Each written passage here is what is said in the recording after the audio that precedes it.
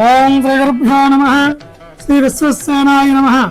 శ్రీరామ రామ రామేతి రమే రామే మనోరమే సహస్రనామ తత్తుల్యం రామనామవరాణనే.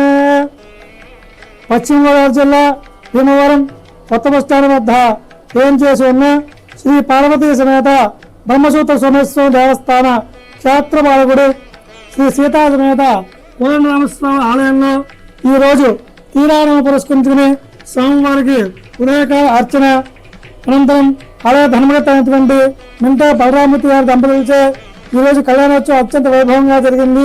అలాగే ఈరోజు అన్నదానం కూడా జరుగుతుంది.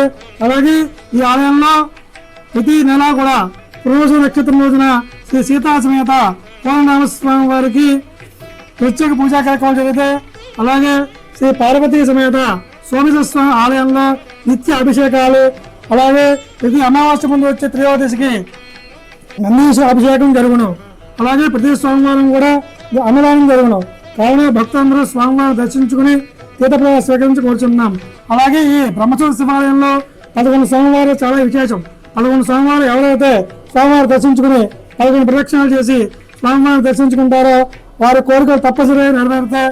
కావున భక్తులందరూ గమనించి స్వామివారిని దర్శించుకుని తీర్థప్రసాద స్వీకరించి స్వామి అనుగ్రహం పొందుకు వర్గోచనాశకున భవంతు సమస్త సన్మంగళాన్ని భవంతు. అలాగే ఈరోజు కళ్యాణోత్సవ అనంతరం సాయంకాలం 5 గంటలకి స్వామివారికి పల్లకీ ఉత్సవం ఉంది. కావున భక్తులందరూ ఈ పల్లకీ ఉత్సవంలో పాల్గొని స్వామివారి అనుగ్రహం పొందు కోరుతున్నాం. సర్వే జనాశకున భవంతు సమస్త సన్మంగళాన్ని భవంతు.